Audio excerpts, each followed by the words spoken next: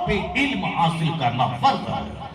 عورت اگر علم حاصل کر لی تو ماں کی گود بچوں کا پہلا اسکول، باپ چاہے جہاں رہے، جس ماں کی زبان نفیس ہوگی اس کے بچوں کی زبان بھی نفیس ہوگی۔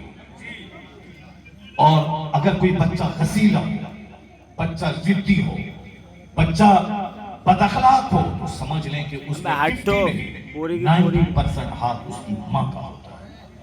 اگر بچے کی زبان میں غلط ہے، ماں کا ہوتا ہے۔ اس کو صرف سجنے سورنے اور صاحب شادی بیاہ کے دن نیا زیور کا مطالبہ کرنے سے فرصت ہی نہیں ہے۔ اس کو کیا بچوں کی تربیت کریں، بچے کیسے بولیں، بچے کیسے پڑھیں۔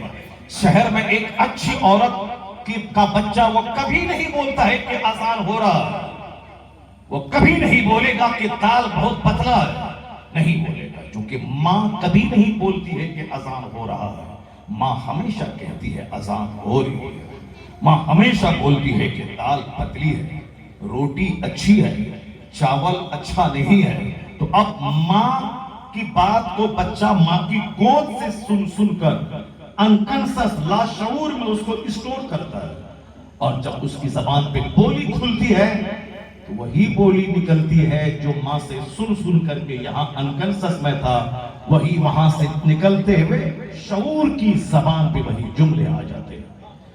اس لیے شادی بیاہ میں موٹر کار دیکھنے والا اچھی بیوی کا سلیکشن کرو، دولت کو طلاق دے دو، صرف اچھی عورت چاہیے، جس کی زبان اچھی، جس کا اخلاق اچھا ہو، جس کا کردار اچھا ہو، جس کا ویش بھوشا اچھا ہو، جو اپنی زندگی کو 10 مردوں کی گود میں چھلانے والی نہ ہو، جو اپنی جیون اپنی زندگی کی سرکشا کرنے والی ہو، جن کا آنکھ شوہر کی امانت، جس کی زبان شوہر کی امانت، جس کا جسم شوہر کی امانت، اور اپنے بچوں کو پالنے کی خاطر اپنی زندگی کی حفاظت کرے۔ اگر داغدار زمین ہوگی کبھی اچھی فصل نہیں پیدا ہوگی، اور جو زمین سرخیز ہوگی زبردست فصل پیدا کرے گی۔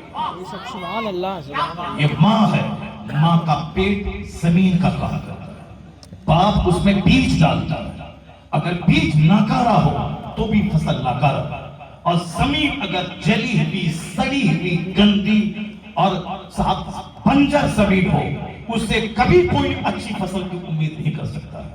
چونکہ دنیا کا سارا کام ایک سسٹم سے ہوتا ہے، غور سے سننا۔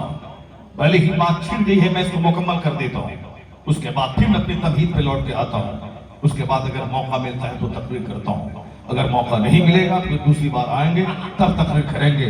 لیکن پہلے اس ٹاپک کو سن لو، جو بات چھڑ گئی ہے، میری ماں بہن بھی غور سے سن لیں، غور سے سنیں میری بات۔